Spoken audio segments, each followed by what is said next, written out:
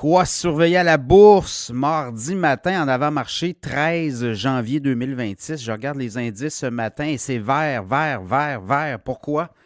Parce qu'on vient d'avoir les chiffres sur l'inflation aux États-Unis pour le mois de décembre et de toute évidence, l'inflation baisse. On aurait une inflation à 2,6 CPI, Consumer Price Index.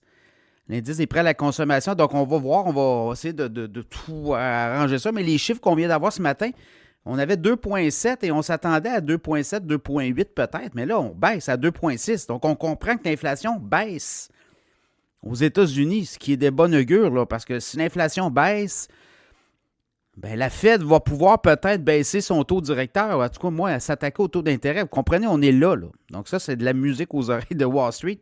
Quand l'inflation baisse, ou à tout le moins semble sous contrôle, l'inflation était montée à 3,1, 3,2 à un moment donné, quelque part l'an dernier. Et là, on s'attendait à une catastrophe des tarifs. Là, ce qu'on comprend, c'est que les tarifs sont passés, ils sont digérés, et maintenant, l'inflation redescend.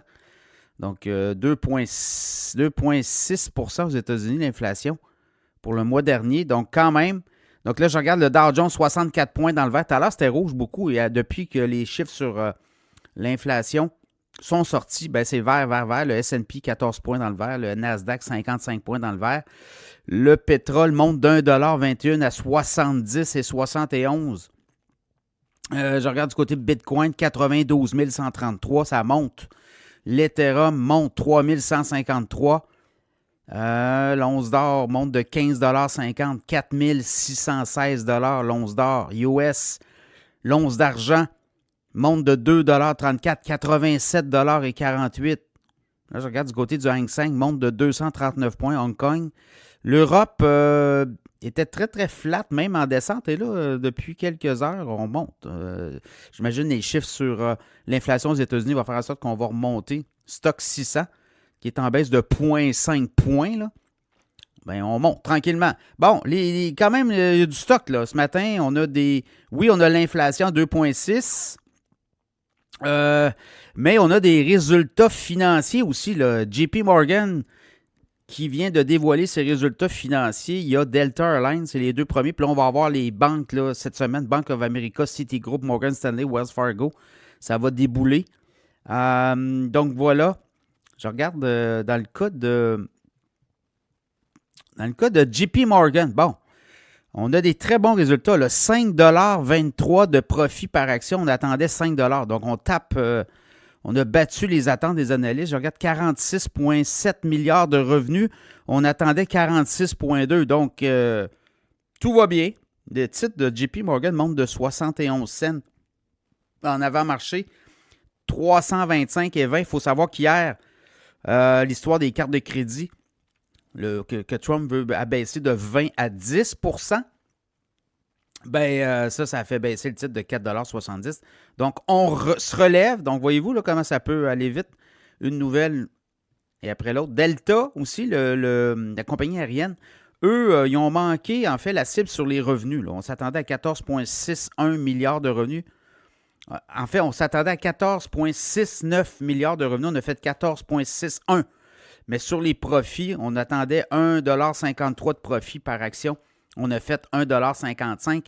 Le titre de Delta Airlines baisse de 2,84 $ à 68,19 $. Mais ça, c'est du Wall Street tout craché. Là. Drama Queen, on n'atteint pas la cible de quoi, là, de quelque peu. Puis bon, ça dégringole. C'est une façon de voir les choses, mais ça va pas mal pour Delta pour autant. Bon, Evercore qui dit que Reddit sera surveillé. Le titre de Reddit pourrait atteindre 320 $. Donc, un potentiel de croissance de 31 %. L'action de Reddit aujourd'hui est à, je vais vous le donner, ce ne sera pas long. Reddit, quand vous regardez le titre boursier, quand même un titre qui a monté, est à 244 $ ce matin. Et là, elle monte en avant-marché de 3,98 $, quasiment 1,6 %, plus que 1,6 % à 248 $. Donc, upside potentiel, selon Evercore, la firme de placement et d'analyse de titres boursiers. Les autres voient un upside de 31 % quand même. On dit que le réseau va bien Et en croissance, il y a aussi, c'est quoi j'ai vu? C'est Intel. Ouais, la KeyBank qui relève ses cibles sur Intel et AMD. Dans le cas d'Intel, on met une cible à 60 $. Donc, quand même, une upside de 36 %. C'est toujours d'ici un an, là.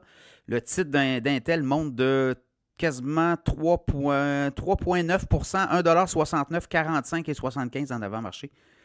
Donc, Intel, quand même monté l'an passé de 129 %. On a donné une participation au gouvernement américain et il y a eu des ententes avec des gros joueurs. AMD aussi, on dit que le titre d'AMD sera surveillé au cours de la prochaine année. Sinon, les autres histoires du jour, il y en a d'autres, là.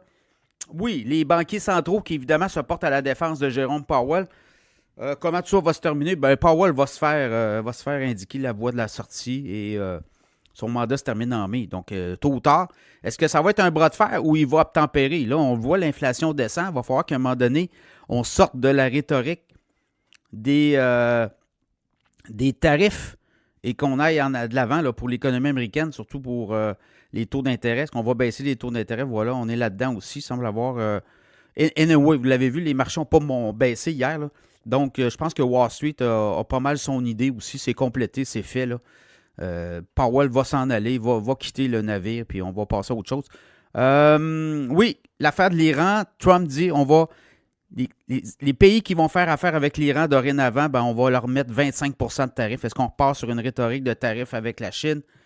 Il faut savoir qu'il y a un gros meeting attendu ce printemps entre Trump et Xi Jinping en Chine. Ça aussi, là, ça pourrait décider pour le reste. Et Mark Carney, ben, lui, débarque en Chine aujourd'hui, on va le voir. Poids du Canada dans l'économie mondiale, c'est 2 %. Là, on ne s'énervera pas trop. Mais Canada, États-Unis, très liés. Est-ce qu'on est capable de sortir de ça puis de peut-être aussi avoir de meilleures relations diplomatiques et relations commerciales avec la Chine? Certainement. Il y a un froid depuis 2018 et là, je pense qu'il faut réparer, il faut aller de l'avant. Producteurs de porc, notamment au Canada, au Québec, le canola, il y a plein de dossiers, là. Donc, ça ne peut pas nuire là, d'aller rencontrer le grand président chinois. Voilà. Donc, pour le reste, ça s'avère, selon moi, une très bonne journée. On va voir. Mais tout est possible. Bonne journée.